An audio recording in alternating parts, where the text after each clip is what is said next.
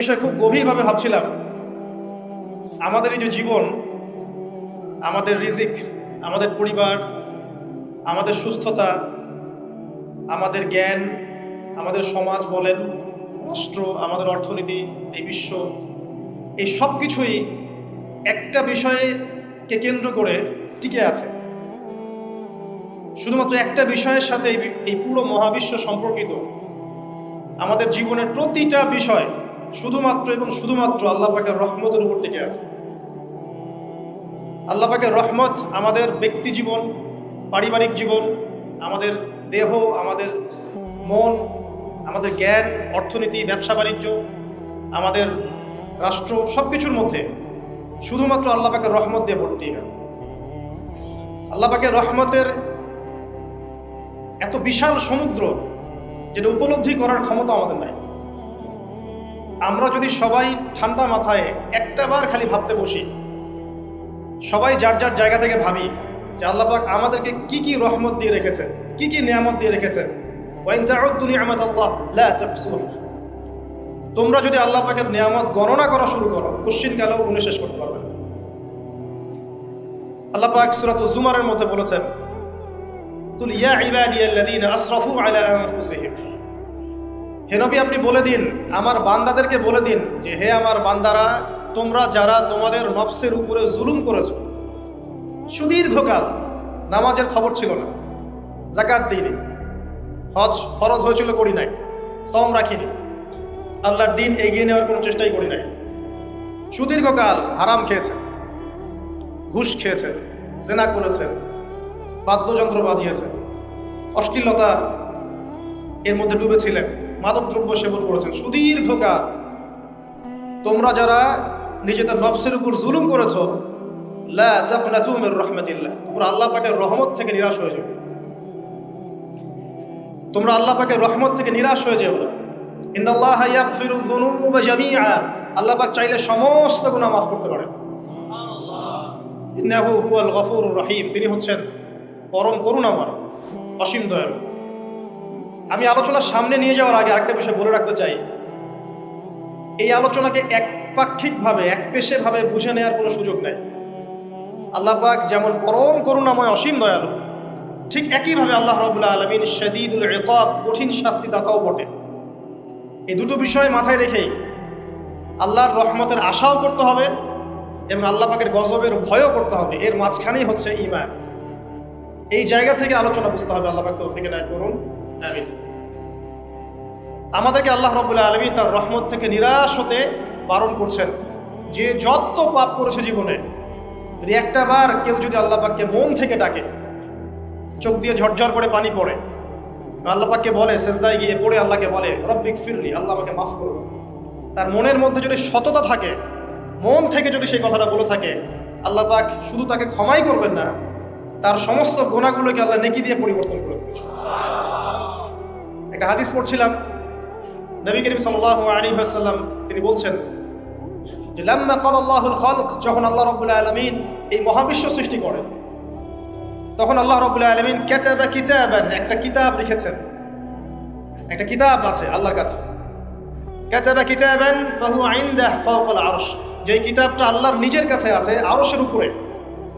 সেখানে আল্লাহ পাক লিখে রেখেছেন, কি লিখেছেন? ইন্না রাহমাতি সাবাকাত গাদাবি, প্রতিটা ক্ষেত্রেই আমার রহমত, আমার দয়া, আমার করুণা আমার গজবকে পরাজিত করেছে। মানে আল্লাহ রাব্বুল আলামিনের গজব, এর উপরে আল্লাহ পাকের রহমত অবস্থান করছে। জীবনের কোনো ক্ষেত্রে হতাশ হওয়ার কোনো সুযোগ নেই। আজকে পারিবারিক ভাঙন বলেন, ব্যক্তি পর্যায়ের আত্মিক ধ্বংসই বলেন, সমাজের বিপর্যয় বলেন, যাই বলেন, পিছনে একটা বড় কারণ আছে। সেটা হলো আল্লাহ থেকে দূরে থাকা মানুষ, আল্লাহ থেকে হতাশ হয়ে যাওয়া। আর এই কাজটা শয়তান করিয়েছে মানুষকে আল্লাহ থেকে দূরে সরানোর জন্য। কিন্তু আল্লাহ রাব্বুল আলামিনের কাছে কেউ যদি যেতে চায়, মন থেকে যদি আল্লাহকে একটাবারও ডাকে, আল্লাহ পাক এক ডাকের মাধ্যমেও তার গুনাহ মাফ করতে পারে। দুজন ব্যক্তির ঘটনা পড়লাম। একজন ব্যক্তি প্রচন্ড রকম আবেদ, প্রচুর ইবাদত করে। আপনারা জানেন ইবলিসও কিন্তু আবেদ ছিল, ইবলিস কিন্তু প্রচুর ইবাদত করেছে। এখন ওই ব্যক্তির একজন বন্ধু ছিল, এটা বনু ইসরাঈলের ঘটনা। তো সেই বন্ধু পাপী ছিল, বিভিন্ন কবিরা গুনাহ করত, আর এই আবেদ ব্যক্তি বারবার তাকে নসিহত করতো, গুনাহ ছেড়ে দাও, তুমি পাপ করছো, গুনাহ ছেড়ে দাও। তখন সেই ব্যক্তি যে পাপ করছে সে বলতো যে আল্লাহ কি তোমাকে আমার রক্ষক বানিয়েছেন? আল্লাহ কি তোমাকে আমার উপর দারোগা বানিয়েছেন? আমাকে আল্লাহর হাতে ছেড়ে দাও, আমাকে নসিহত করতে শোনা। একদিন এই আবেদ ব্যক্তি তার বন্ধুকে একটা জঘন্য পাপ করতে দেখলো, এমন একটা পাপ যেটা দেখে তার মনে ধারণা আসলো এটা চরম জঘন্য একটা কাজ। তখন সে মুখ ফুসকে বলে ফেললো যে আল্লাহ তোকে আর মাফ করবে না, আল্লাহ তোকে জান্নাত দিবে না। আল্লাহ রাব্বুল আলামিন মালাকুল মউতকে এই দুজনের কাছে পাঠালেন, দুজনের রূহকে কবজ করা হলো। এবার আল্লাহ পাক তার সামনে তাদেরকে উপস্থাপন করে বললেন যে তোমাকে আমার রহমত সম্পর্কে কে গ্যারান্টি দিয়েছে যে আমি কাউকে রহমত করব কি করব না? যাও, আমি তোমাকে জাহান্নামে পাঠালাম, ওই ব্যক্তি যে আমার রহমত প্রত্যাশা করেছে আমি তাকে জান্নাত দিয়ে দিলাম। দেখুন, এই হাদিসটা শুনলে মনে হয় বাহ্যিক হয়তো বা মুখের একটা কথার কারণেই সে জাহান্নামে চলে গেল। আসলে বিষয়টা আমি আপনাকে বোঝাচ্ছি। বিষয়টা হচ্ছে ইবলিসের মতো। ইবলিস কিন্তু শুধু মন থেকেই বলেনি যে খলাকতানি মিন নার ওয়া খলাকতাহু মিন তিন, আমি কেন তাকে সিজদা করব আদমকে? আদম তো মাটির তৈরি আর আমি তো আগুনের তৈরি। এটা ইবলিসের শুধু মৌখিক স্টেটমেন্ট ছিল না, কারণ কি ছিল? আবা ওয়াস্তাকবারা, সে উদ্ধত হয়েছিল, অহংকার প্রদর্শন করেছিল। ভিতর থেকে ইন্টারনালি সে অহংকারী ছিল, সে আন্ডার এস্টিমেট করে কথাটা বলেছে, শুধু মৌখিকভাবে বলে নাই। কিন্তু ঠিক এই ব্যক্তির ঘটনা এমনই, সে মন থেকে অহংকারী হয়ে উঠেছিল, যদিও বা সে আবেদ ছিল। এখানে আমরা যারা প্র্যাকটিসিং মুসলিম হওয়ার চেষ্টা করছি আমাদের জন্য এখানে নিদর্শন আছে। পাঁচ ওয়াক্ত নামাজ পড়েই ভেবে বসবেন না যে অনেক কিছু করে ফেলছে, এক চিল্লা দিয়ে মনে করে ফেলবেন না যে দিনের জন্য অনেক কিছু করে ফেলছে। একটা হজ করেছেন, ওমরা করেছেন, সিয়াম রেখেছেন, দিনের জন্য দান সৎকার করেছেন, একটা মাদ্রাসা মসজিদ করেছেন, ভেবে বসবেন না আপনি সব অনেক কিছু করে ফেলছেন এবং অন্যরা সব কক্রোচ তেলা পোকা, ওরা জাহান্নামে যাবে, এমনটা মনে করেন। জানি না আমরা যে কার আমলের কতটুকু আল্লাহর কাছে কবুল হচ্ছে। তো এখানে এই ব্যক্তির সমস্যা ছিল এই, সে নিজের আমলটাকে অনেক ভারী মনে করছিল এবং সে স্টেটমেন্ট দিয়ে ফেললো যে তোকে আল্লাহ পাক মাফ করবে। এই একটা কথা মন থেকে বলার কারণে তার ইহকাল পরকাল দুটা বরবাদ হয়ে গেল, সে জাহান্নামে চলে গেল। ঠিক আরেক ব্যক্তির ঘটনা আছে এমন, এগুলো সবগুলো রেফারেন্স আছে। এক ব্যক্তি প্রচুর ইবাদত করতো, আল্লাহ পাক তার ইবাদত করার জন্যে পাহাড়ের চূড়ায় একটা সুন্দর ব্যবস্থা করে দিয়েছিলেন, সেখানে ডালিম গাছ হতো, ঝর্ণা আসতো, খাবারের কোনো অভাব নাই। হাদিস এসেছে 500 বছর সে ইবাদত করেছে। কত বছর? কিয়ামতের মাঠে এই ব্যক্তির অবস্থা এমন হবে, তাকে জান্নাতে প্রবেশ করানোর জন্য নিয়ে যেতে বলা হবে যাও আমার রহমতে জান্নাতে চলে যাও। আল্লাহ পাক তাকে এই কথাটা বলবেন, কিন্তু এই ব্যক্তি বলবে আমার আমলের কারণে আল্লাহ পাক বলবেন আমার রহমতে জান্নাতে চলে যাও। ব্যক্তি বলবে আমার আমলের কারণে। আল্লাহ রাব্বুল আলামিন তখন তাকে দেওয়া সমস্ত নেয়ামতগুলোকে এক পাল্লায় করবেন আর তার সমস্ত আমলকে আরেক পাল্লায় করবেন। তারপর দেখা যাবে আল্লাহর সমস্ত নিয়ামত তার একটা চোখের সমান হয় নাই। কথা কি বুঝতে পারছেন? একটা চোখের যে নিয়ামত আল্লাহ পাকের, সমস্ত আমলও 500 বছরের ইবাদত এতটুকু হয়নি। তারপর তাকে বলা হবে ওকে জাহান্নামে নিয়ে যাও। এবার জাহান্নামে যাওয়ার সময় সে বলবে আল্লাহ তোমার রহমতে আমাকে মাফ করবে। তখন আল্লাহ পাক তাকে আবার ডেকে নিয়ে আসবে, বলবেন যে তোমাকে যে আমি ইবাদত করার জায়গা করে দিয়েছিলাম এটাকে তুমি নিজে করেছো না আমি করেছি? সে বলবে আপনি করেছেন। তোমাকে যে আমি সৃষ্টি করেছিলাম তখন কি তুমি কোনো আমল করেছিলে? বলবে না। তাহলে তোমাকে যে সৃষ্টি করেছি আমি, এটা কি তোমার আমলের কারণে? না। তোমাকে সারা দুনিয়াতে এত নিয়ামত দিয়েছি, এটা কি তোমার আমলের কারণে? সে বলবে না। তখন তাকে জান্নাতে প্রবেশ করানো হবে। কিয়ামতের মাঠে এমন অনেক ঘটনা ঘটবে যেটা আমাদের চিন্তার বাইরে। আরেকজন ব্যক্তিকে ডেকে আনা হবে, যে ব্যক্তি একটা দুটা নয় বরং 100টা খুন করেছে। সে 99 জন মানুষকে হত্যা করার পর ফতোয়া খুঁজে বেড়াচ্ছিল যে আমার তওবা কবুল হবে কিনা। একজন আবেদের কাছে গিয়েছে। আবেদ আর আলেম কিন্তু এক জিনিস না। আবেদ মানে যে প্রচুর ইবাদত করে, তার জ্ঞান কম, সে শুধু জানে কিভাবে ইবাদত করতে হয়। আলেম হচ্ছে সে যে শরীয়তের গভীর জ্ঞান জানে, আবার ইবাদতও করে। আবার যারা জ্ঞান আছে আমল নাই, সেও কিন্তু প্রকৃত আলেম না। প্রচুর জ্ঞান আছে কিন্তু জ্ঞান অনুযায়ী আমল করে না, সেও কিন্তু প্রকৃত আলেম নন। এবার আসেন, তো এই আবেদের কাছে গিয়ে সে বলছে আমার কি ক্ষমা হবে, আমি 99টা খুন করেছি। সে বলল তোমার আবার ক্ষমা, তোমার ক্ষমা নাই। তখন এই ব্যক্তি এই আবেদকে হত্যা করে 100টা খুন পূর্ণ করলো, ওকেও সে মেরে ফেলছে। আমার ক্ষমাই হবে না তো তোর বেঁচে থাকার কি দরকার, তুইও মর। কি বুঝতে পারলাম? বর্তমান বিশ্বের উগ্র মাথার পলিটিশিয়ানদের মতো অবস্থা। আমার দেশের সমস্যা, তোর দেশ পারমাণবিক বোম্বের উড়াই দিব, মানে এরকম একটা অবস্থা। তো আল্লাহ রাব্বুল আলামিন এই ব্যক্তির মধ্যে একটা চেতনা তৈরি করলেন যে আমাকে তওবা করতে হবে। সে তখন সার্চ করতে লাগলো আরো কোনো আলেম আছে কিনা।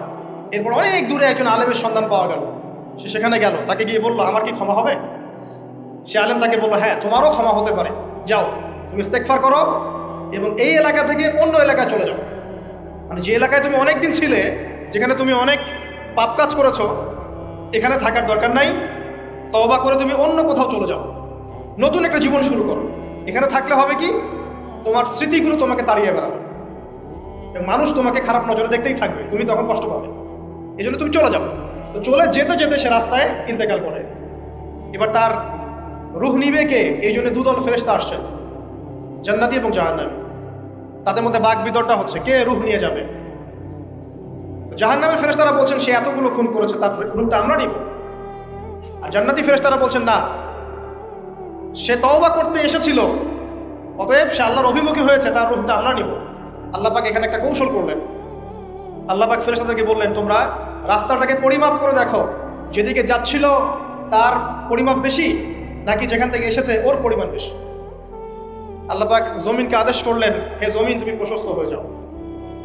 এবার পরিমাপ করে দেখা গেল সে তওবার দিকে আসছিল, এর পরিমাণটা বেশি। এই একটা কাজের ওসিলা আল্লাহ পাক তাকে মাফ করলেন। মনে রাখবেন এটা মৌখিক বিষয় ছিল না, সে মন থেকে ভিতর থেকে কিন্তু সে আল্লাহর প্রতি অনুগত হয়েছে। এই মনের বিষয়টা আল্লাহ ছাড়া কেউ জানে না। আপনি দেখতে পারেন সমাজে অনেকে দাড়ি টুপি পাগড়ি জুব্বা সব লাগিয়ে ঘুরছে, বিশ্বাস করেন তাদের মনটা এমনও হতে পারে যে জানোয়ারের চেয়েও কুৎসিত, এমনও হতে পারে। আবার আপনি দেখবেন সমাজে এমন অনেক মানুষ ঘুরছে যারা হয়তো অনেক পাপে লিপ্ত মনে হচ্ছে, কিন্তু মনের মধ্যে সততা আছে। আর যার মনের মধ্যে সততা আছে আল্লাহ পাক কোনো না কোনো দিন ইনশাআল্লাহ তাকে হেদায়েত দিবেন। এটা আমরা আমাদের অভিজ্ঞতা থেকেও দেখেছি। এমন অনেক মানুষকে আমরা দেখেছি যে ড্রাগ অ্যাডিক্টেড ছিল, মিউজিক করেছে, হারাম সম্পর্কের মধ্যে ছিল, নামাজ ঠিক মতো পড়ে নাই, কিন্তু যখনই আল্লাহর কথা আলোচনা হতো দেখতাম সে খুবই শান্তভাবে মন থেকে কথা শুনছে। কথা শুনতে শুনতে শুনতে একদিন মাশাআল্লাহ এখন দেখবেন যে চিল্লা দিয়ে বেড়াচ্ছে বিভিন্ন বসে। আল্লাহ হেদায়েত দিয়েছে, সব ছেড়ে দিয়েছে। এরকম মানুষের অভাব নাই কিন্তু সমাজে। তো এখানে আল্লাহ পাকের রহমত বা দয়ার একটা উজ্জ্বল দৃষ্টান্ত দেখতে পারবেন। ঠিক এরকম আরো একটা ঘটনা আছে বনু ইসরাইলের। এক ব্যক্তি এত পাপ করেছে যে শেষে মৃত্যুর সময় সে সন্তানদেরকে ডাকছে, ডেকে বলছে যে আমি যখন মারা যাব আমার লাশটাকে তোমরা কবর দিও না, যদি আল্লাহ পাক আমাকে ধরতে পারেন তাহলে খবর আছে আমার। কি করতে হবে? সে বলছে যে আমার দেহটাকে তোমরা পুড়িয়ে ফেলবে এবং পুড়িয়ে ফেলার পরে ছাইগুলোকে একত্রিত করবা, করে অর্ধেক ছাই সমুদ্রে ভাসিয়ে দিবা, অর্ধেক ছাই বাতাসে উড়িয়ে দিবা। সন্তানরা তাই করলো। মৃত্যুর পর আল্লাহ পাক এই সমুদ্র এবং জমিনকে বাতাসকে আদেশ করলেন যে তোমরা ছাই জড়ো করে দাও। আর মানুষ আর জিন আল্লাহর কথা না শুনলেও এই প্রকৃতি আল্লাহ পাকের কথা শোনে। বিজ্ঞান বলে প্রকৃতি থেকে সব হচ্ছে। কি প্রকৃতি? প্রকৃতি কি কাকে বলে? মানুষকে আল্লাহর ইবাদতকে বাদ দিয়ে প্রকৃতি পূজায় নিয়ে গেছে। এই পুরো প্রকৃতি আর মহাবিশ্ব এক আল্লাহর ইবাদত করে। কে সৃষ্টি করলো প্রকৃতি? প্রাকৃতিকভাবে হয়েছে সবকিছু বলে, আল্লাহ থেকে হয়েছে বলা যাবে না। বললে আপনি মৌলবাদী হয়ে যাবেন। আল্লাহ শব্দ ইউজ করলে আপনি মৌলবাদী হয়ে যাবেন। ধর্মতাত্ত্বিক শব্দগুলোকে আস্তে আস্তে উঠিয়ে দেওয়া হয়েছে। দেখবেন যুক্তি বিজ্ঞান দার্শনিক শব্দগুলোকে আনা হয়েছে। এটাও টেকনিক্যালি করা হয়েছে। কোন সেকুলার মিডিয়াতে আপনি দেখবেন না ইনশাআল্লাহ বলছে। ইনশাআল্লাহ প্রমাণ করবে যে আপনি আস্তিক না নাস্তিক। তো প্রকৃতিকে আল্লাহ পাক আদেশ করলেন এই সমুদ্র ছাই জড়ো করো, এই বাতাস ছাই জড়ো করো। তারা ছাই জড়ো করে দিল।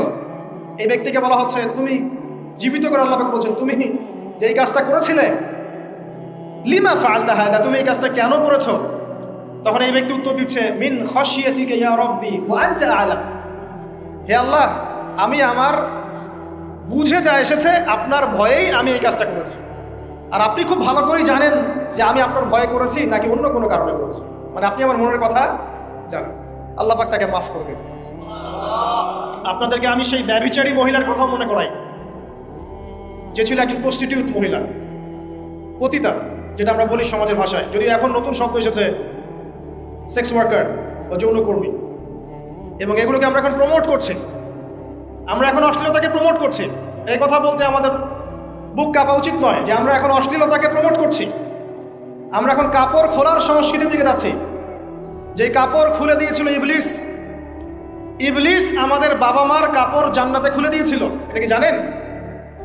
ফল খাওয়ার পরে এই ফল খেতে কে প্রলুব্ধ করেছে? ইবলিস। গাছের কাছে গিয়ে ফল ভক্ষণ করার পর সর্বপ্রথম আমাদের পিতামাতার গা থেকে কাপড় খুলে পড়ে গেছে। আমাদের পিতামাতাকে মহাবিশ্বে নগ্ন করে দিয়েছে ইবলিস, আর তার অনুসারীরা এই জমিনে আদম সন্তানদেরকে নগ্ন করছে এখন। অতএব এই যে একটা ট্রেন্ড এখন চলছে, দেখবেন হারাম রিলেশনশিপকে মিডিয়ার মধ্য দিয়ে প্রমোট করা হচ্ছে, মনে হয় একটা স্বাভাবিক বিষয়, কোনো বিষয় না এটা, যে কেউ জেনাই করতে পারে, জেনা পর্ন খুব নর্মাল। হালাল ভাবে যদি আপনি বিয়ে শাদী করতে যান তখন সমস্যা হচ্ছে, হালাল ভাবে যদি আপনি বিয়ে করতে যান তখন সমস্যা হচ্ছে। হারাম ভাবে আপনি যা ইচ্ছা তাই করতে পারেন, সমাজে কেউ কিছু বলছে না, এখন বলছে এগুলো স্বাধীনতা। সুবহানাল্লাহ, কোন স্বাধীনতা? স্বাধীনতা বলে কোনো শব্দ নাই মহাবিশ্বে। এই পুরো বিশ্বের সমস্ত মানুষ আল্লাহর অধীনে পরাধীন। এই বিশ্বে যত মানুষ বসবাস করছে এখন, এরা কেউই স্বাধীন নয়, না কেউ স্বাধীন ছিল, না আছে, না থাকবে। সবাই আল্লাহ পাকের দাসত্বের অধীনে পরাধীন। স্বাধীন সেই এই পৃথিবীতে যে ব্যক্তি শয়তানের তাবেদারি করে, ও নফসের তাবেদারি করে, ও তো স্বাধীন, যা ইচ্ছা তাই করতে পারে। এই যে অশ্লীলতার প্রমোটিংটা চলছে, এটাকে পারিবারিকভাবে বন্ধ করতে হবে। আল্লাহ পাক আমাদেরকে বোঝার তৌফিক দান করুন। এগুলো যত বাড়বে সমাজে মহামারী আসবে, দেখে নিয়ে মহামারী আসবে, দুর্ভিক্ষ আসবে, সমাজে এমন সব রোগ ব্যাধির জন্ম হবে যেগুলো নামও শোনে নাই মানুষ, এবং সামনে ভূমিধস অপেক্ষা করছে, এগুলো আসবে। যাই হোক, ওই মহিলা, যে ব্যক্তি একজন যৌনকর্মী ছিল, বা যেটা আমরা বলি ব্যভিচারিণী মহিলা ছিল, একটা কুকুরকে দেখেছে সে পানি পান করার জন্য তৃষ্ণার্ত, সে এটাতে মায়া করে দয়া করে তার মোজাটাকে নামিয়ে এই কূপ থেকে পানি উঠিয়ে কুকুরকে পান করিয়েছে। এই একটা কাজের বদৌলতে আল্লাহ রাব্বুল আলামিন এই ব্যভিচারী মহিলাকে মাফ করে জান্নাত দিয়ে দিয়েছে। হাদিস এটাও এসেছে, নবী সাল্লাল্লাহু আলাইহি ওয়াসাল্লাম বলেছেন, ইরহামু মান ফিল আরদ, তোমরা সবাই জমিনবাসীর প্রতি রহম করো। জমিনে মুসলিমই থাকতে হবে, তাদের প্রতি রহম করতে হবে এমন নয়, জমিনবাসী যারাই আছে সবার প্রতি রহম করো, জাতি ধর্ম বর্ণ নির্বিশেষে, এমনকি পশু পাখির প্রতিও দয়া করো। ইরহামু মান ফিল আরদ, জমিনে যারা আছে সবার প্রতি রহম করো। ইয়ারহামুকুম মান ফিস সামা, যিনি আসমানে আছেন তিনি তোমাদের প্রতি রহম করবেন ইনশাআল্লাহ। ইসলাম এই কথাগুলো বলেছে 1400 বছর আগে। আজকের এই বিশ্বের সোকল্ড এই মডার্ন বিশ্বে, যেখানে মানুষের রক্তের কোনো দাম নাই, সেখানে ইসলাম পশু পাখির অধিকার নিয়ে কথা বলেছে 1400 বছর আগে। কাদেরকে কি শেখাতে আসেন? কোরআন এবং সুন্নাহর বাইরে অভ্রান্ত সত্যের কোনো উৎস আছে? এখানে যা আছে তাই চূড়ান্ত।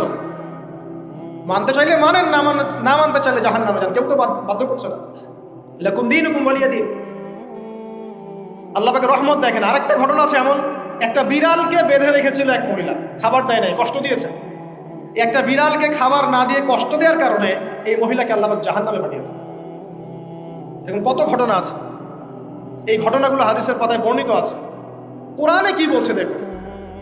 কোরআনের আমি কয়েকটা পয়েন্ট আপনাদেরকে খালি বলছি, এটা নিয়ে আমি সকালে ভাবছিলাম। আল্লাহ পাক আদম আলাইহিস সালামকে সৃষ্টি করেছেন আমরা সবাই জানি, কিন্তু আল্লাহ পাক সূরা সদের মধ্যে বলছেন ইবলিসকে, হে ইবলিস, তোমাকে কিসে বারণ করলো আদমকে সিজদা করতে, যে আদমকে আমি নিজের হাত দিয়ে সৃষ্টি করেছি। আল্লাহ রাব্বুল আলামিন যে আমাদেরকে এত যত্ন করে ভালোবেসে সৃষ্টি করেছেন, এটা কি আল্লাহ পাকের দয়ার নিদর্শন নয়? মহাবিশ্বের অন্য কোন মাখলুক সৃষ্টির ব্যাপারে আল্লাহ পাক বলেন নাই খলাকতু বিয়াদাই, আমি নিজ হাতে তাকে সৃষ্টি করেছি। শুধু সৃষ্টি নয়, সৃষ্টি করার পর আল্লাহ পাক তাকে সমস্ত নাম শিক্ষা দিয়েছেন। এই যে জ্ঞান শিক্ষা দেওয়া, জ্ঞান, এটা আল্লাহ পাকের সবচেয়ে বড় নিদর্শনগুলোর মধ্যে অন্যতম। এবং আল্লাহ পাকের সবচেয়ে বড় দয়া, আমার মত এটা, মানব জাতির উপরে আল্লাহ পাকের সবচেয়ে বড় দয়াটা হচ্ছে কি জানেন? আল্লাহ পাক আমাদেরকে জ্ঞান শিক্ষা দিয়েছেন, ওহী নাজিল করেছেন। এটা সব কিছুর ঊর্ধ্বে। কারণ আপনি তওবা করবেন, জ্ঞান লাগবে। নামাজ পড়বেন, জ্ঞান লাগবে। রোজা রাখবেন, জ্ঞান লাগবে। যাকাত দিবেন, ইলম লাগবে। আপনি দিনের যে কোনো আমল করেন, ইলম লাগবে। জান্নাত জাহান্নামের পথ খুঁজে পেতে হলে ইলম লাগবে। দেশ চালাবেন, ইলম লাগবে। অর্থনীতি চালাবেন, ইলম লাগবে। ইলম ছাড়া কিছু নেই। ইলমের উপরে কিচ্ছু নাই। এই ইলমটা আল্লাহ পাক কাকে শিক্ষা দিয়েছেন? আদম আলাইহিস সালামকে। আমরা তো শিখেছি সমাজবিজ্ঞান বইগুলোতে যে আমাদের পূর্বপুরুষরা নাকি গুহায় থাকতো আর গাছের ছাল পাতা খেয়ে থাকতো, তাই না? লতা পাতা খেয়ে থাকতো, গাছের ছাল পাতা খেয়ে থাকতো, পোশাক পরতো আর কি। বোগাস, ডাহা, মিথ্যা কথা। আল্লাহ রাব্বুল আলামিন সূরা বাকারা এবং সূরা আরাফ পড়ে দেখেন, আল্লাহ পাক বলছেন যে আদম আলাইহিস সালামকে আল্লাহ পাক সমস্ত নাম জ্ঞান শিক্ষা দিয়েছেন। মহাবিশ্বের যে প্রয়োজনীয় জ্ঞানগুলো আছে সেগুলো আল্লাহ পাক আদমকে শিখিয়েছেন আলাইহিস সালাম। ওয়াল্লামা আদামাল আসমাআ কুল্লাহা, আল্লাহ পাক আদমকে সমস্ত নাম শিক্ষা দিয়েছেন। আমাদের পিতা মাতারা মূর্খ ছিলেন না, তারা সৃষ্টি থেকেই জ্ঞানী ছিলেন। আদম আলাইহিস সালামের পারমাণবিক বোম বানানোর কোনো প্রয়োজন ছিল না। ছিল? বানান নাই। আপনার মধ্যে এই জ্ঞানটা আসছে কিভাবে? বাই ডিএনএ আপনি জ্ঞান পাচ্ছেন, কারণ আমরা আদম সন্তান। অনেক জ্ঞান আমাদের ভিতরেই আছে, এগুলো চর্চার মধ্য দিয়ে, গবেষণার মধ্য দিয়ে প্রস্ফুটিত হয় মাত্র। জ্ঞান ভিতরে আছে আমাদের। আমাদের পিতাকে জ্ঞানী করে পাঠানো হয়েছে। এই জ্ঞান শিক্ষা দেওয়াটা হচ্ছে আল্লাহ পাকের সবচেয়ে বড় দয়াগুলোর মধ্যে একটা। গ্রহণ করেছেন। শুধু তাই নয়, আদম আলাইহিস সালামকে এমন জ্ঞান শিক্ষা দিয়েছেন যে জ্ঞান ফেরেশতারা পর্যন্ত জানতো না। এটা কি দয়া নয়? এটা কি আদম সন্তানের প্রতি ভালোবাসা নয়? তারপরে সেজদা করিয়েছেন। মহাবিশ্বে অন্য কাউকে কি সেজদা করানো হয়েছে? কোরআনে কি এমন কোনো দলিল আছে যে আদম আলাইহিস সালাম ছাড়া অন্য কাউকে সব ফেরেশতারা সেজদা করেছেন? আছে? তাহলে এই যে সম্মান দেয় আল্লাহর পক্ষ থেকে, সম্মান কিসের ভিত্তিতে? সম্মান শারীরিক ক্ষমতার ভিত্তিতে? সম্মানটা কি কারণে? জ্ঞানের কারণে, ইলমের কারণে, জ্ঞানের কারণে সম্মান। এই সম্মান দেওয়াটা কি আল্লাহ পাকের রহমত এবং দয়ার নিদর্শন নয়? অতএব সম্মান পেতে হলে, আল্লাহর রহমত পেতে হলে সেই জ্ঞানের চর্চায় আবার ফিরে আসতে হবে। আপনি যদি আজও সেই ওহীর জ্ঞানের চর্চা করেন, আল্লাহ পাক এই পৃথিবীবাসীর বুকের মধ্যে আপনার জন্য সম্মান পয়দা করে দিবেন ইনশাআল্লাহ। দেখেন, ওই সেই জ্ঞানী যদি আপনি এখনো চর্চা করেন, আজও আপনি সম্মানিত হবেন ইনশাআল্লাহ। ব্যক্তি চর্চা করলে ব্যক্তি সম্মানিত হবে, একটা পরিবার চর্চা করলে ওই পরিবার সম্মানিত হবে, একটা সমাজ যদি চর্চা করে সেই ওহীর জ্ঞানে, ওই সমাজ সম্মানিত হবে। একটা দেশে যদি আপনি ওই ওহীভিত্তিক জ্ঞান ছড়িয়ে দেন, পুরো দেশকে আল্লাহ পাক সম্মানিত করবে ইনশাআল্লাহ, পুরো জাতিকে সম্মানিত করবে ইনশাআল্লাহ। আরো সামনে যান, এই যে আদম এবং হাওয়া আলাইহিস সালাম গাছের কাছে চলে গেলেন, ফল খেয়ে ফেললেন, কারণ আমরা আদম সন্তান, ভুল করি। আল্লাহ পাক সাথে সাথেই বহিষ্কার করে দিয়েছেন? না, আল্লাহ পাক তওবা করার জন্য কালিমা শিখিয়ে দিয়েছেন। সুবহানাল্লাহ, তাদের কালিমা জানা ছিল না। আল্লাহ পাক বলছেন ফাতালাক্কা আদাম মির রাব্বিহি কালিমাত, আল্লাহ পাকের কাছ থেকে আদম আলাইহিস সালাম কিছু বাক্য শিখে লানাকুনান্না মিনাল খাসিরিন। এই দোয়া কে শিখিয়ে দিয়েছে? আল্লাহ। এই তওবার বাক্য যে শিখিয়ে দেয়, এটা কি দয়ার পরিচয় নয়? আমরা আল্লাহর কাছে ফিরে যাব, তওবা করব, ইস্তেগফার করব, এই জ্ঞানটা শিখিয়ে দেয়া কি আল্লাহ পাকের দয়ার পরিচয় নয়? তাহলে আমরা কিভাবে ক্ষমা চাইতাম? কিভাবে ক্ষমা চাইলে আল্লাহ পাক সমস্ত গুনাহ মাফ করবেন? এই পদ্ধতিগুলো বলে দেয়া কি আল্লাহ পাকের দয়ার পরিচয় নয়? তারপর সামনে যান, পৃথিবীতে নামিয়ে দিয়ে আল্লাহ পাক ক্ষান্ত হয়ে যাননি। আল্লাহ রাব্বুল আলামিন আসমান থেকে হেদায়েতের গ্রন্থ পাঠিয়েছেন, বলেছেন এই গ্রন্থের মধ্যে যা আছে মেনে চললে তোমরা আবার জান্নাতে ফিরে আসবে ইনশাআল্লাহ। আল্লাহ পাক আদম এবং হাওয়া আলাইহিস সালাম এবং আদম সন্তান সবাইকেই সৃষ্টি করেছেন। উদ্দেশ্য হচ্ছে আল্লাহ পাক আমাদেরকে জান্নাত দিতে চান। আল্লাহ পাক চান যে আমরা যেন জান্নাতে যাই। যদি আমরা জান্নাতে যেতে না পারি পরকালে, একটা কারণে যেতে পারবো না, অনলি একটা কারণ, সেটা হলো আমাদের নিজের দোষে। একটা কারণ। যারা জাহান্নামে যাবে মানুষ এবং জিনদের মধ্যে, নিঃসন্দেহে মহাবিশ্বে তারা ছাড়া জাহান্নামে যাওয়ার উপযুক্ত কেউ ছিল না। ও জাহান্নামে যাওয়ার উপযুক্ত ছিল বলেই আল্লাহ পাক তাকে জাহান্নামে পাঠাবেন। আর যারাই জান্নাতে যাবে প্রত্যেকেই শুধু আমলের বদৌলতে যাবে না, বরং আল্লাহ পাকের রহমতেই যাবে।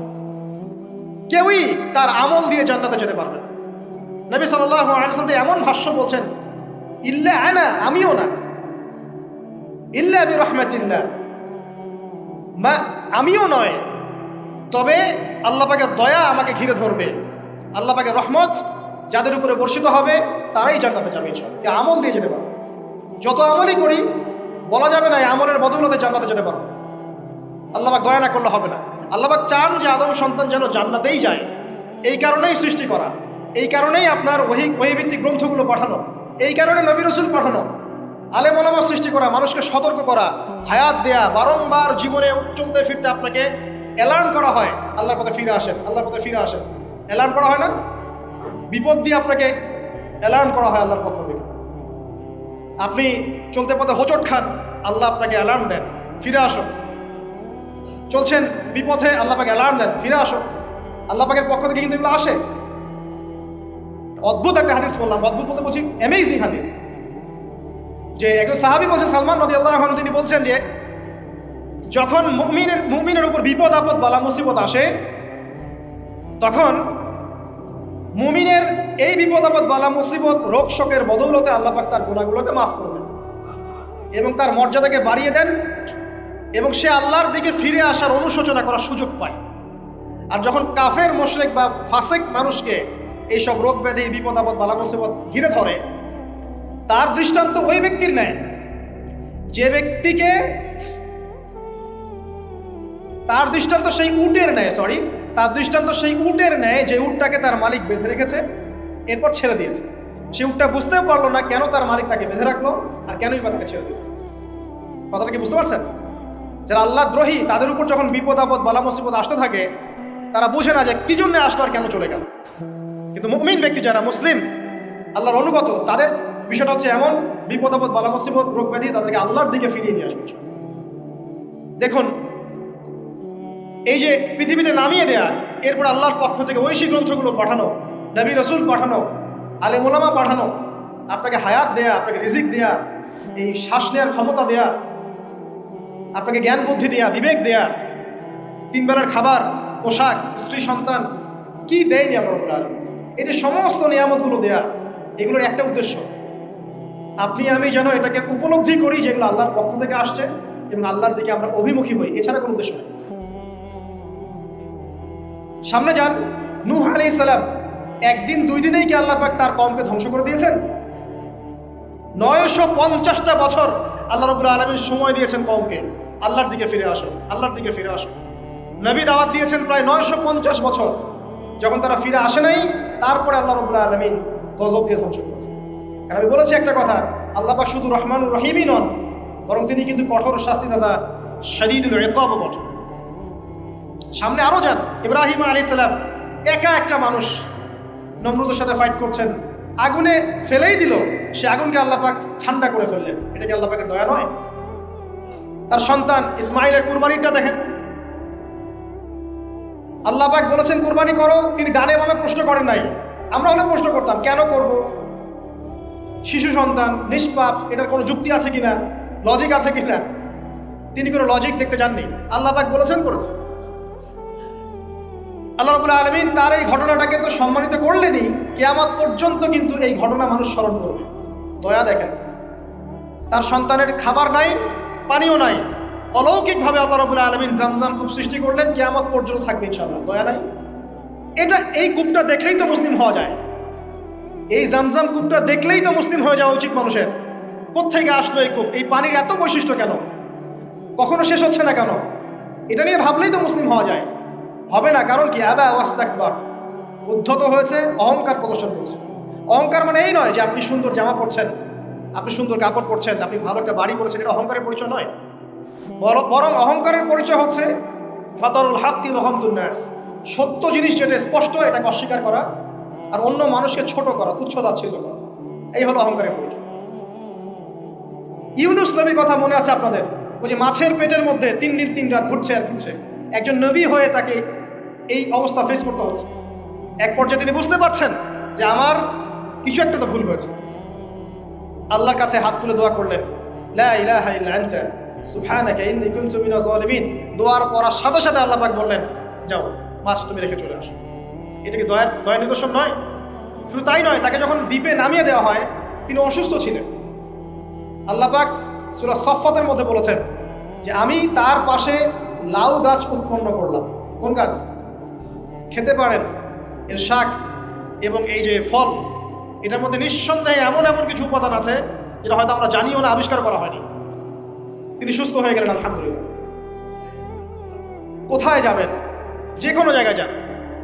নবী ঈসা আলাইহিস সালামকে চতুর্দিক থেকে আক্রমণ করছে ইহুদিরা। আল্লাহ রাব্বুল আলামিন তাকে এমন হেফাজত করলেন, তার কাছে তাকে উঠিয়ে দিলেন। এটা কি দয়ার পরিচয় নয়? এই যে একটু আগে তেলাওয়াত করলো শুরুর আগে নবী মূসা আলাইহিস সালামের ঘটনা। বনু ইসরাইল একটার পর একটা অবাধ্যতা করেই গেছে। আল্লাহ পাক তারপরেও তাদের কাছে নবী পাঠিয়েছেন, নবী মূসাকে পাঠিয়েছেন। ফিরআউনের মতো জালেম শাসকের হাত থেকে বনু ইসরাইলকে আল্লাহ পাক উদ্ধার করেছেন। এটা কি দয়ার পরিচয় নয়? নবী মূসা আলাইহিস সালাম গাছের নিচে বসে আছেন, খাবার নাই, বাসস্থান নাই, কিচ্ছু নাই, বরং তার গায়ে একটা অপবাদ দেওয়া হয়েছে তিনি নাকি একজন মানুষকে খুন করেছেন। অথচ তার ইন্টেনশন সেটা ছিল না। তিনি একটা ঘুষি দিয়েছেন লড়াই থামানোর জন্য, ওই এক ঘুষিতেই সেই ব্যক্তি ডেড। এবার তিনি গাছের নিচে বসে দোয়া করছেন, রব্বি ইন্নী লিমা আনজালতা ইলাইয়া মিন খাইরিন ফাকির। আল্লাহ, আমি নিঃস্ব অসহায় হয়ে এখানে বসে আছি, তুমি আমার উপর তোমার যে রহমত পাঠাবে আমি তার ভিখারি হয়ে বসে আছি। দোয়া করার সাথে সাথেই শুআয়ব আলাইহিস সালামের মেয়ে হেঁটে হেঁটে চলে আসলেন। তিনি স্ত্রী পেলেন, তিনি শ্বশুর পেলেন, একজন নবী পরিবার পেলেন, বাসস্থান পেলেন, চাকরি পর্যন্ত পেলেন। 8 বছর তিনি রাখালি করেছেন শুআয়ব আলাইহিস সালামের ফার্মের মধ্যে। দয়া মুহূর্তেই চলে আসবে, শুধু আল্লাহর দিকে অভিমুখী হলেই হয়, এগুলো দয়া। আইয়ুব আলাইহিস সালামের কথা মনে আছে না? দীর্ঘদিন রোগে ভুগছেন, চিকিৎসা হচ্ছে না, ভালো হচ্ছে না, শেফা হচ্ছে না। এখানে যারা আধ্যাত্মিকত্ব নিয়ে পড়াশোনা করেন, লেখালেখি করেন, তারা বলেছেন তাদের কিছু কিতাবের মধ্যে, রোগটা যখন এমন একটা পর্যায়ে চলে আসলো যে তিনি জিহ্বাটা নড়াতে পারছেন না, কারণ তিনি আল্লাহ পাকের জিকির করতে প্রচন্ড ভালোবাসতেন। এক পর্যায়ে রোগটা এমন একটা জায়গায় চলে আসলো যে জিহ্বাটা তিনি নড়াতে কষ্ট হচ্ছে।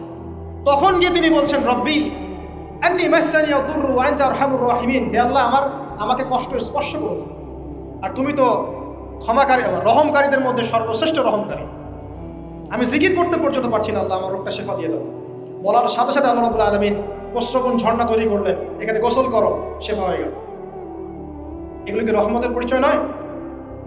এখানে এক শ্রেণীর স্কলার এমনও বলেছেন, আজকে আমরা যারা বাহ্যিক সৌন্দর্য নিয়ে বেশি গর্ব করি আর কি, আত্মিক সৌন্দর্যের চাইতে বাহ্যিক সৌন্দর্য নিয়ে যারা বেশি গর্ব করি, যদি আল্লাহ পাক আমাদের পোশাকটাকে পরিবর্তন করে দেন, আত্মাটাকে দেহের পোশাক দেন আর দেহটাকে আত্মার পোশাক বানায় দেন, তাহলে দুর্গন্ধে কি আমাদের সামনে আসতে যাবে? কথা মনে বুঝতে পারছেন? আইয়ুব আলাইহিস সালামের আত্মাটা ছিল পবিত্র, পরিশুদ্ধ, তার দেহের মধ্যে রোগ হয়েছে। আর এই পুরো বিশ্বের ম্যাক্সিমাম মানুষের রোগ এখন আত্মায়, দেহে নয়। আবার বলছি, হয়তো বুঝতে পারছেন না। আইয়ুব আলাইহিস সালামের রোগটা হয়েছিল দেহে, বাইরে। তার আত্মা ছিল পবিত্র, পরিশুদ্ধ আত্মা। দেহের রোগের একটা পর্যায়ে যখন জিহ্বাটায় ইফেক্ট হলো, তখন জিকির করতে তার কষ্ট হচ্ছে, তখন তিনি দোয়া করছেন, আল্লাহ আমার এই রোগটাকে শেফা দিও। আর এখনকার পুরো জেনারেশন এই সভ্যতার রোগ হচ্ছে ভিতরে আত্মায়। দেহের রোগের চাইতে তার আত্মার রোগটা বেশি। এখন এই আত্মাটাকে যদি দেহ বানিয়ে দেওয়া হয় আর দেহটাকে আত্মার পোশাক পরিয়ে দেওয়া হয়, দুর্গন্ধে কেউ সামনে আসতে চাবে না। তাই আইয়ুব আলাইহিস সালামের সেই দোয়া এখন আমাদের বেশি করা উচিত। রব্বি আন্নী মাসসানিয়া দুররু ওয়া আনতা আরহামুর রাহিমিন। আল্লাহ, আমাদের আত্মায় রোগ এসেছে, এটাকে তুমি শেফা দাও। দেহের রোগ লেস ইম্পর্টেন্ট, আত্মার রোগটা বেশি ইম্পর্টেন্ট। এরকম নিদর্শন কোরআনের পাতায় পাতায় ছড়িয়ে আছে।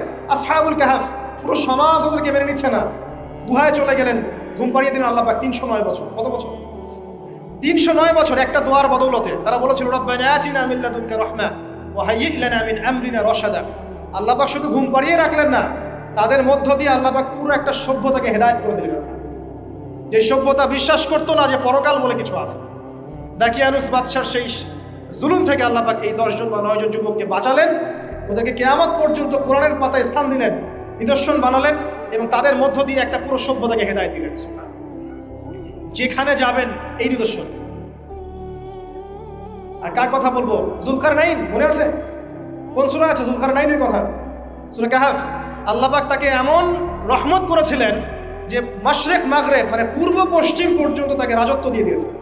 আজকে তো আমরা এই সামান্য একটু ক্ষমতা পেলেই আমাদের কেউ চেনে না, গায়ে হাতি দেওয়া যায় না, ঠিক আছে? মানে তখন সে নিজেকে মনে করে যে সে এই পৃথিবীর সবকিছু, বাকি মানুষ আর মানুষ না। ক্ষণস্থায়ী সামান্য একটু ক্ষমতা দিয়ে দেখবেন আমাদের অবস্থা খারাপ। প্রত্যেকের ধর্মতাত্ত্বিক ক্ষেত্রেও যদি কাউকে আপনি ক্ষমতা ধাওয়ার আলেম মনে করেন, দেখবেন অহংকারে বাঁচতেছেন। কারো একটু পপুলারিটি হয়ে গেছে, দেখবেন অহংকারে বাঁচতেছেন। আইওয়াশ শোডাউনের জামানা তো এটা, যে যত পারে মানুষকে দেখাতে পারলে বাঁচে। কাজ হবে 5%, 95% হচ্ছে আইওয়াশ। যে কোনো জায়গায়, ধর্মতাত্ত্বিক জায়গা বলেন, social, economical, political, world affairs, কাউকে যদি আল্লাহ পাক যাররা পরিমাণ একটু ক্ষমতা দিয়ে দিয়েছেন, ব্যাস তাকে আর চেনা যায় না। যুলকারনাইনকে আল্লাহ পাক আলাইহিস সালাম মাশরিক মাগরিবের ক্ষমতা দিয়েছেন। এত দাপট ছিল তার, যেদিকে সেনাবাহিনী নিয়ে যেতেন সেদিকে বিজয় করতে পারতেন। পড়ে দেখেন। আর এই ব্যক্তি কিন্তু আলেকজান্ডার দ্য গ্রেট নয়। পশ্চিমারা এখানে আবার একটা ষড়যন্ত্র করেছে। তারা বলে এই ব্যক্তি ছিল আলেকজান্ডার দ্য গ্রেট। এটা ভুয়া কথা। তিনি একজন আল্লাহ পাকের বড় ওলি ছিলেন অথবা নবী ছিলেন। কি ছিলেন আল্লাহ পাক এটা কোরআনে বলেন, স্পষ্ট করেন। তা আমরা ধরে নিচ্ছি আল্লাহ পাকের তিনি একজন শুকরগুজার বান্দা ছিলেন। তাকে একটা কওম বলছে যারা পাহাড়ের মাঝখানে থাকতো, ইয়া যুলকারনাইন, হে যুলকারনাইন, ইন্না ইয়াজুজ ওয়া মাজুজ মুফসিদুনা ফিল আরদ, ইয়াজুজ আর মাজুজ এর সভ্যতা জমিনে ফাসাদ সৃষ্টি করছে। ফাহাল নাজআলু লাকা খারাজান আলা আন তাজআলা বাইনানা ওয়া বাইনাহুম সাদ্দা, আমরা কি তোমাকে একটু ট্যাক্স দিব, খাজনা দিব, যে খাজনার বদৌলতে তুমি একটা প্রাচীর নির্মাণ করে দিবে, যে প্রাচীর নির্মাণ করলে ওরা আর আমাদের কাছে আসতে পারবে না। তখন এই প্রতাপশালী বাদশার স্টেটমেন্ট হচ্ছে এই, ক্বালা মা মাক্কান্নি ফীহি রাব্বি খায়র, আল্লাহ আমাকে যা দিয়েছেন তার পক্ষ থেকে এটা যথেষ্ট, তোমাদের এসব ট্যাক্সের দরকার নেই। যে আল্লাহ পাকের রহমত দেখেন। ঠিক খিজির আলাইহিস সালামকেও দেখবেন, ওই তিনটা ঘটনা মনে আছে না? নৌকা ফুটা করা, বাচ্চাকে হত্যা করা, আর হচ্ছে কি ওই যে কি দেয়াল নির্মাণ করা। সূরা কাহফ আজকে বাসায় গিয়ে পড়েন। তাকে আল্লাহ পাক ভবিষ্যতের জ্ঞান দেখাচ্ছেন, ভবিষ্যতে কি হবে, যে জ্ঞানটা মুসা আলাইহিস সালামকে আল্লাহ পাক দেখাচ্ছেন না। মুসা আলাইহিস সালাম বলছেন কেন নৌকা ফুটা করলেন, কেন বাচ্চাকে হত্যা করলেন, কেন এই প্রাচীর নির্মাণ করলেন। আর খিদির আলাইহিস সালাম বলছেন যে জ্ঞান আল্লাহ তোমাকে দেন নাই তা আল্লাহ পাক আমাকে দিয়েছেন। আমি এই কারণে নৌকা ফুটা করছি, কারণ নৌকা ফুটা না করলে ভবিষ্যতে এই নৌকাটা সিজ করা হবে, ছিনতাই করা হবে। বাচ্চাটাকে হত্যা করেছে এই কারণে এই বাচ্চা বড় হলে বড় কাফের হতো। দেয়াল নির্মাণ করেছে এই কারণে এই দেয়ালের নিচে এই বাচ্চাদের, এতিম দুই বাচ্চার গুপ্তধন রাখা আছে, ওর বাবা মা রেখেছে। এটা তুমি জানো না, আমি জানি। এটা জানার পরে তিনি অহংকার করছেন না, তিনি বলছেন রাহমাতাম মির রাব্বি, এই জিনিসটা আমার রবের রহমত, আমার প্রতি দয়া। দুই শ্রেণীর মানুষ আপনি পাবেন। এক, যারা তাদের স্ট্যাটাস, প্রতিপত্তি, জ্ঞান এসবের অহংকার প্রদর্শন করবে। আর এক শ্রেণী যারা এগুলো আছে, যাদের এগুলো আছে, বাট তারা বলবে এগুলো হাযা মিন ফাদলি রাব্বি, এগুলো আমার রবের রহমত।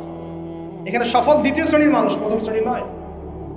ইউসুফের কথা মনে আছে? আলাইহিস সালাম কুয়ায় ছিলেন, কুয়া থেকে জেলে, কুয়া থেকে রাজপ্রাসাদে, সেখান থেকে জেলখানায়। জেলখানার একটা মানুষ যে পরবর্তীতে মিশরের শাসক হবে, কেউ কি ভেবেছিল? কেউ ভেবেছিল? ওই সময় কেউই ভাবে নাই। কিন্তু ওই মানুষটাকে আল্লাহ রাব্বুল আলামিন মিশরের রাজত্ব দিয়েছেন, যার মধ্য দিয়ে আল্লাহ পাক হাজার হাজার লক্ষ লক্ষ মানুষকে দুর্ভিক্ষের হাত থেকে বাঁচিয়েছেন। আল্লাহ পাকের পরিকল্পনা, রহমত দেখেন। প্রত্যেক আম্বিয়া কেরামের জীবনী পড়ে দেখেন, এরকম রহমতের অসংখ্য নিদর্শন কোরআনে এবং হাদিসে আছে। এখন শেষ করার আগে, এটা বলতে থাকলে অনেক সময় চলে যাবে, নামাজের সময় চলে যাবে, আমরা শেষ করছি। আমরা আসলে এখন যদি আল্লাহর রহমত পেতে চাই এবং আমাদের জীবনটাকে আল্লাহ পাকের আনুগত্যে, দাসত্বে, অহংকার মুক্তভাবে তওবা ইস্তেগফারের মধ্য দিয়ে কাটাতে চাই, তাহলে আসলে কি কি পয়েন্টস আমাদের কাজ করা দরকার, জাস্ট পয়েন্টসগুলো বলছি। এক নম্বর হচ্ছে জ্ঞান অর্জন করতে হবে। যে জ্ঞান আল্লাহ পাক আদম আলাইহিস সালামকে শিখিয়েছেন, ওই জ্ঞান চর্চা যদি আমরা বাড়াই, কোরআন সুন্নাহ ওহীর জ্ঞানের চর্চা যদি আপনারা বাড়াই, ইনশাআল্লাহ, ঠিক আছে, লাগবে না বললাম, এটা 5 মিনিট শেষ করছি। ওহীর জ্ঞানের চর্চা যদি আমরা বাড়িয়ে দেই, দেখবেন ইনশাআল্লাহ আল্লাহ পাক আপনার সম্মান, আপনার রিজিক, আপনার প্রতি করুণা, দয়া, মায়া, মহব্বত সব বাড়িয়ে দিয়েছে। এটা প্রথম পয়েন্ট। প্রিয় ভাইয়েরা, যারা আজকে লেকচার শুনছেন, যারা পরবর্তীতে অনলাইনে শুনবেন, ওহীর জ্ঞানের চর্চা। আমি বলছি না আপনি ডাক্তার হবেন না, ইঞ্জিনিয়ার হবেন না, জেনারেল লাইনে পড়বেন না, এই কথা আমি বলতে যাবো না কখনো। আমি জানি, আর কেউ বলুক না বলুক, অ্যাটলিস্ট আমি জানি এই ওয়ার্ল্ডকে ডিল করতে হলে বর্তমান এইসব আধুনিক জ্ঞানের কোনো বিকল্প নাই। কিন্তু এই জ্ঞানটার সাথে কোরআন সুন্নাহর জ্ঞান থাকতেই হবে। যখন এই দুইটা জ্ঞান একত্রিত হবে, ইনশাল্লাহ এই জাতিকে ঠেকানোর কেউ থাকবে না। এই সহজ সরল কথাটা আমরা বোঝাতে ব্যর্থ হচ্ছি, অথবা কিছু মানুষ ইন্টেনশনালি এটাকে ঘুরিয়ে ফিরে উল্টা ব্যাখ্যা করছে। আর হ্যাঁ, এটা স্বীকার করছি, কিছু মানুষ আছে, কিছু ব্যাকডেটেড থিঙ্কিংস আছে আমাদের মধ্যে, যে আমরা আধুনিক শিক্ষাটাকে অনেক সময় গুরুত্ব দিচ্ছি না। এটা ঠিক নয়, না আমার মত। পরিবেশ বজায় রেখে, ইসলামী পরিবেশ বজায় রেখে আধুনিক শিক্ষায় শিক্ষিত হতে কোনো সমস্যা আছে? আর আধুনিক এই শিক্ষাগুলো অন ইসলামিক শিক্ষা নয়। আপনি যে কোনো এডুকেশনের বেসে যান, ম্যাথামেটিক্সে যাবেন, অ্যালজেব্রায় যাবেন, আপনি কেমিস্ট্রিতে যাবেন, ফিজিক্সে যাবেন, বায়োকেমিস্ট্রি যাবেন, জ্যোতির্বিজ্ঞানে যাবেন, মেডিকেল সায়েন্স, প্রত্যেকটাতে দেখেন মুসলিমদেরকে খুঁজে পাবে না। প্রত্যেকটা গোড়াপত্তন গিয়ে আপনি দেখবেন মুসলিমদের হাতেই হয়েছে। আব্বাসীয় খেলাফত যখন ছিল তখন এই বাগদাদ ছিল জ্ঞানের রাজধানী। ওইরকম লাইব্রেরি কি বিশ্বের কখনো হয়েছে? এখন আমরা মনে করছি জ্ঞানের লাইব্রেরি মনে হয়, জ্ঞানের রাজধানী মনে হয় ব্রিটেন, হার্ভার্ড, কেমব্রিজ, অক্সফোর্ড। এরা কবে এসেছে ইতিহাসে? ইতিহাস কি 100 বছরের? হাজার হাজার বছর চলে গেছে। হিস্ট্রি পড়েন। এখানে আমার কথা হচ্ছে একদম ক্লিয়ার, নিট অ্যান্ড ক্লিয়ার, যে আমাদেরকে উভয় দিকের জ্ঞানই অর্জন করতে হবে।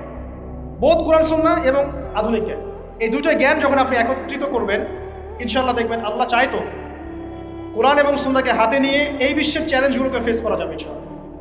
আল্লাহ পাক তৌফিক দান করুন। আমি প্রথম যেটা বিষয়, আল্লাহ পাকের রহমত পেতে হলে আল্লাহর ওহীভিত্তিক জ্ঞানের চর্চা বাড়াতে হবে। এই জ্ঞানের চর্চা বাড়ালে ব্যক্তি, পরিবার, সমাজ, রাষ্ট্র সবাইকে আল্লাহ পাক সম্মানিত করবে ইনশাআল্লাহ। আল্লাহ পাক রহম করবেন, ক্ষমা করবেন, ইনশাআল্লাহ দুনিয়াতেও সফল করবেন, পরকালেও জান্নাত দিবে ইনশাআল্লাহ। আর আমরা তো দেখলাম আল্লাহ পাকে জান্নাত দেওয়ার জন্য একটা ঘটনা যথেষ্ট। একটা কুকুরকে পানি পান করিয়েছে, একবার খালি বলেছে আল্লাহ তোমার ভয়ে কাজ করেছে, বাস। আবার জাহান্নামে যাওয়ার জন্য একটা ঘটনা এনাফ, খালি বলেছে যে আল্লাহ তোকে মাফ করবে না, বাস জাহান্নাম। আল্লাহ পাক জানেন এন্ড অফ দ্য ডে কে জান্নাতে যাবে আর কে জাহান্নামে যাবে। অহংকারের কোনো সুযোগই নাই। এক মিনিট একটা কথা বলতে চাই যে এখন অনেক মুসলিমদের মধ্যে একটা ট্রেন্ড চলে আসছে, একটু ইসলাম প্র্যাকটিস করলেই অন্যকে আন্ডারএস্টিমেট করা শুরু করে না? এখন তো অনলাইনের যুগ, আর এখন তো কাজ করতে কোনো শ্রম লাগে না, খালি ঘরে বসে শুয়ে 2 লাইন লিখলেই কাজ শেষ। ঘরে বসে শুয়ে ফেসবুকে 2 লাইন লিখলেই কাজ শেষ। আর কনস্ট্রাকটিভ কাজের তো কোনো খোঁজ খবরই নাই। এগুলো সহজ, এই কারণে দেখা যায় বর্তমান যুগে সমালোচনা, গীবত, আন্ডারএস্টিমেট করা, এগুলো সংস্কৃতি বেড়ে গেছে। এগুলোর মধ্য দিয়ে আমরা দিন পালন করার পরেও ক্ষতির মধ্যে আছি। এমন হতে পারে যে ব্যক্তি বা যে দল বা যে রাজনৈতিক দল বা যে ধর্মীয় দল যার বিরুদ্ধে আমি নিজের কলমগুলো ঘোরাচ্ছি, হতে পারে তার মধ্যে এমন মানুষ আছে যে আমার আগে জান্নাতে চলে যাবে, হতেই পারে। আর আমি যে নিজেকে এত বড় করে ফখর করছি, কে জানে এন্ড অফ দ্য ডে আমি জান্নাতে যাবো কি যাবো না? কোনো গ্যারান্টি আছে? কোনো গ্যারান্টি নাই। সো এখন আমরা যারা ইসলাম প্র্যাকটিস করছি আমাদের সতর্ক হওয়া উচিত। নিজের পরকালের ফিকিরটা করুন, আল্লাহ পাক বোঝার তৌফিক দান করুন, আমিন। 2 নম্বর যেটা বলবো, যে রাসূলুল্লাহ সাল্লাল্লাহু আলাইহি ওয়াসাল্লামের রেখে যাওয়া যে আদর্শ এবং সুন্নত, এর চর্চা যারা বাড়িয়ে দিবে আল্লাহ পাক রহম করবে। সূরা আলে ইমরানের 31 নম্বর আয়াত পড়ে দেখেন, আল্লাহ পাক নিজে বলছেন, কুল ইন কুনতুম তুহিব্বুনাল্লাহ ফাত্তাবিউনি। হে নবী বলে দিন, তোমরা যদি আল্লাহর রহমত আর ভালোবাসা পেতে চাও তাহলে আমাকে অনুসরণ করো। আমাকে, যে বা যারাই নবী সাল্লাল্লাহু আলাইহি ওয়াসাল্লামকে অনুসরণ করবে আল্লাহ তার প্রতি দয়া করবে। শুধু দয়াই না, ইয়াগফির লাকুম যুনুবাকুম, তোমাদের সমস্ত গুনাহ আমি মাফ করব। আল্লাহু গফুর রহিম। সুন্নতের চর্চা বাড়িয়ে দেই। শুধু তাই নয়, কেউ যদি নবী সাল্লাল্লাহু আলাইহি ওয়াসাল্লামের উপরে বেশি বেশি দরুদ শরীফ পড়ে, আল্লাহুম্মা সাল্লি আলা মুহাম্মাদ ওয়া সাল্লিম পড়তেই থাকে, দরুদ ইব্রাহিম বা সংক্ষিপ্ত দরুদগুলো, আল্লাহ পাক একবার দরুদ পড়লে 10 বার রহম করবে। যেই নবীর আদর্শ মেনে চললে আল্লাহ পাক ভালোবাসবেন, সেই নবীর নাম উচ্চারিত হলে দরুদ পড়লেও আল্লাহ পাক রহম করবে। 4, সৃষ্টির সেবা করলে রহম পাওয়া যাবে। আল্লাহ পাক বলছেন, তোমরা সৃষ্টির সেবা করো, মানবতার সেবা করো, জমিনবাসী যারা আছে ওদের প্রতি রহম করো, আল্লাহ তোমাদের প্রতি রহম করবে। 5, রহমত পেতে হলে আল্লাহর জিকির বাড়িয়ে দিতে হবে। আল্লাহর জিকির মানে সকাল সন্ধ্যা আল্লাহ পাকে যত জিকির আজগার আছে এগুলো ছাড়া যাবে না। চলতে ফিরতে অলওয়েজ আল্লাহকে ডাকতে হবে, সুবহানাল্লাহ, আলহামদুলিল্লাহ, লা ইলাহা ইল্লাল্লাহ, আল্লাহু আকবার, লা হাওলা ওয়ালা কুওয়াতা ইল্লা বিল্লাহ। যে কাজ আপনি করছেন ওই কাজের মধ্যেই জিকির বাড়াতে হবে। যে যত বেশি আল্লাহ পাকে জিকির করবে তার কলব তত জিন্দা থাকবে। যার কলব জিন্দা থাকবে, যার কলবের মধ্যে নূর থাকবে, আল্লাহ পাকের নূর তার কলবে আসবে ইনশাআল্লাহ। 6, বেশি বেশি কোরআন তেলাওয়াত বাড়িয়ে দিতে হবে। কোরআন তেলাওয়াত যারা বাড়িয়ে দিবে, এই কোরআনের বদৌলতে আল্লাহ পাক তার প্রতি রহম করবে ইনশাআল্লাহ। আরো বলবো 7 নাম্বার, যে সালাত এর কোনো বিকল্প নাই। নবী সাল্লাল্লাহু আলাইহি ওয়াসাল্লাম ইন্তেকালের আগ মুহূর্তে বলে যাচ্ছেন, আসসালাত ওয়াস সালাত ওয়া মা মালাকাত আইমানুকুম, নামাজের যত্ন নিও, আর তোমাদের অধীনস্থ যারা আছে ওদের ব্যাপারে খেয়াল রাখো। নামাজ নাই, ইসলাম নাই। নামাজ আছে তো ইসলাম আছে। তো নামাজের তাবেদারি যারা করবে, 5 ওয়াক্ত নামাজ ঠিকঠাক মতো করবে, ইনশাআল্লাহ অবশ্যই আল্লাহ পাক তাদের প্রতি রহম করবেন ইনশাআল্লাহ। আরো বলতে চাই তাহাজ্জুদের কথা। যারা একটু তাহাজ্জুদের নামাজে অভ্যস্ত হতে পারবেন, ওই সময়টা আল্লাহ পাকের রহমত নেমে আসে, বর্ষিত হয়। যারা তাহাজ্জুদের সালাতে অভ্যস্ত হবে আল্লাহ পাক তাদের প্রতি রহম করবে ইনশাআল্লাহ। 9 বলতে চাই দ্বীনি মেহনত বাড়িয়ে দেওয়া। যাদের ফিকির দিনকে নিয়ে, কিভাবে আমি দিন পালন করব, কিভাবে দিনের প্রচার করব, দিনের জ্ঞান অর্জন করব, এর প্রসার ঘটাবো, দিনটাকে মানুষের কাছে পৌঁছে দিব, এই ফিকির যাদেরকে তাড়িয়ে বেড়ায়, ইনশাআল্লাহ আল্লাহ পাক ওদেরকে এই জমিনে রহম করবে ইনশাআল্লাহ। আল্লাহ পাক দাওয়াতি কাজ বাড়িয়ে দেন, দিনের ফিকির বাড়িয়ে দেন, ইনশাআল্লাহ তাআলা আল্লাহ পাকের রহমত পাওয়া যাবে ইনশাআল্লাহ। আরেকটা কথা আছে, 10-এ গিয়ে বলবো পিতামাতার খেদমতের কথা। পিতামাতার খেদমত এমন একটা জিনিস যেটা করলে পরে আল্লাহর রহমত নেমে আসে। একজন ব্যক্তি কবিরা গুনাহ করেছে, নবীর কাছে গিয়ে বলছে আমার ক্ষমার কি কোনো রাস্তা আছে? নবী সাল্লাল্লাহু আলাইহি ওয়াসাল্লাম বলছেন তোমার মা কি বাসায় আছে, জীবিত আছে?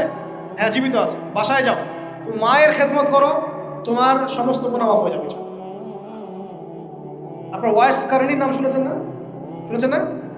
তাকে এত বড় মর্যাদা দেওয়া হবে কি আমাদের মাঠে। এর পিছনে কারণ কি জানেন? সেই ব্যক্তি মাশাআল্লাহ তার মায়ের খেদমত করে। 3 বার বলেছেন নবী সাল্লাল্লাহু আলাইহি ওয়াসাল্লাম আমাদের সবচেয়ে সেরা এবং ভালো ব্যবহার পাওয়ার অধিকার হচ্ছে মায়ের, তারপরে মায়ের, তারপরে মায়ের, তারপর বাবা। পিতামাতার খেদমত করলে আল্লাহর রহমত নেমে আসে। আর একজন ব্যক্তি বলছিল আমার বাসায় তো মাও নাই ইয়া রাসূলুল্লাহ, আমি কি করব? তখন নবীজি বলছেন তোমার কি খালা আছে? খালা বেঁচে আছেন? খালা বেঁচে আছে, খালার খেদমত করো। এখনকার এই বিশ্বে দেখেন সম্পর্কগুলো কিন্তু ভেঙে যাচ্ছে। পিতা মাতা, ভাই বোন, আত্মীয় স্বজন, প্রতিবেশী তো খবরই নেই, আমি তো জানি না আমার পাশের ফ্ল্যাটে কে থাকে। হ্যাঁ, অবস্থা এমন। তো সমাজের উপকার করলে, জনকল্যাণমূলক কাজ করলে, পিতামাতার খেদমত করলে, আত্মীয়তার বন্ধন অটুট রাখলে এবং অন্যের সমস্যার সমাধান করার জন্য মানব সেবামূলক কাজ করলে আল্লাহর রহমত নেমে আসে।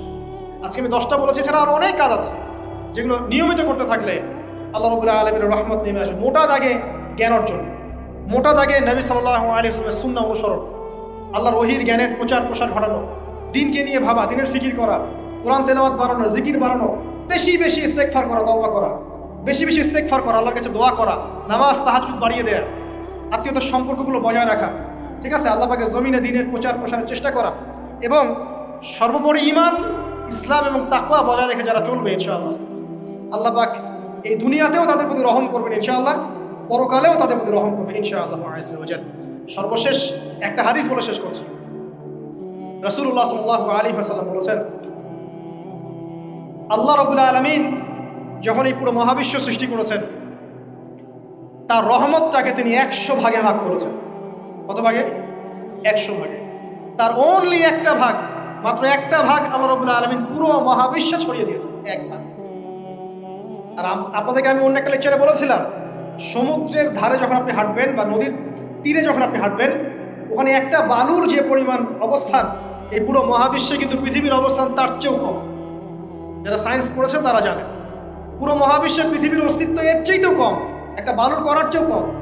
মহাবিশ্ব এত বড়, এই পুরো মহাবিশ্বে আল্লাহ পাক এক ভাগ রহমত বন্টন করে দিয়েছে সৃষ্টিজীবের মধ্যে। এতে করে আপনি দেখবেন একটা কুকুর পর্যন্ত তার বাচ্চাকে কিন্তু আদর করে, একটা গাভী তার বাচ্চার গা পরিষ্কার করে, তাই না? আর আমরা তো আমাদের বাচ্চাদের জন্য যা করি আপনারা দেখতে পাচ্ছেন। বাকি 99 ভাগ রহমত আল্লাহ রাব্বুল আলামিন তার নিজের কাছে গচ্ছিত রেখেছেন, যা দিয়ে কিয়ামতের মাঠে আল্লাহ পাক বান্দাদেরকে মাফ করবেন ইনশাআল্লাহ। অতএব সর্বশেষ কথা হচ্ছে আমরা যারা আল্লাহ থেকে দূরে আছি হতাশ হওয়ার কোনো কারণ নেই। লা তাকনাতু মির রাহমাতিল্লাহ। নামাজ পড়ছেন না, আজকেই ফিরে আসেন। রোজা রাখেন নাই, আজকেই ফিরে আসেন। নামাজ এবং রোজা যা রাখেন নাই ক্যালকুলেট করেন, কত ওয়াক্ত নামাজ পড়েন নাই, কত মাসের রোজা রাখেন নাই, রাখার কাজা করার চেষ্টা করেন। যাকাত দেন নাই, হিসেব করেন, যাকাত দিয়ে দেন। সুদ খেয়েছেন, তওবা করে আজকেই ফিরে আসেন। জেনা করেছেন, আজকেই ফিরে আসেন। মানুষকে ঠকিয়েছেন, তার টাকা ফেরত দিয়ে দেন। সম্পত্তি জোর করে আত্মসাৎ করেছেন, ফেরত দিয়ে দেন। কাউকে গালি দিয়েছেন, গোপনে তাকে গিয়ে বলেন ভাই আপনাকে গালি দিয়েছিলাম, আমাকে মাফ করুন। আজকেই ফিরে আসেন। লা তাকনাতু মির রাহমাতিল্লাহ, ইন্নাল্লাহা ইয়াগফিরু যুনুবা জামিআ। আল্লাহ পাক সমস্ত গুনাহ মাফ করবেন ইনশাআল্লাহ। অতএব তরুণ সমাজে যারা হতাশ, পাপে নিমজ্জিত আছো, নামাজ পড়ছো না, হারাম অ্যাফেয়ার্সে আছো, মাদক খাচ্ছ, এইসব অশ্লীল কাজে সময় নষ্ট করছো, বেপরদায় ঘুরছো, হ্যাঁ, পিতামাতার সাথে রুড বিহেভ করছো, তোমার বয়সটাকে নষ্ট করছো, দিনের জন্য 3 দিন সময় লাগাতে পারলে না, কোরআন পড়া শিখতে পারলে না, কিছুই করছো না, হতাশ হয়ে মন থেকে, ভিতর থেকে আল্লাহকে ডাকো। মন থেকে আল্লাহকে ডেকে একটা বার আল্লাহ থেকে ফিরে এসে দেখো, ইনশাআল্লাহ তাআলা দেখবা এখানে যে শান্তি আছে সারা দুনিয়ার কোথাও সে শান্তি পাওয়া যাচ্ছে। এবং এই শান্তি নিয়ে তুমি যদি দুনিয়ার জীবন শেষ করতে পারো, তোমার কবর হবে শান্তিময়, তোমার হাসর হবে শান্তিময়, পুলসিরাত শান্তিময় হবে ইনশাআল্লাহ। হাসতে হাসতে তুমি জান্নাতে চলে যাবে ইনশাআল্লাহ।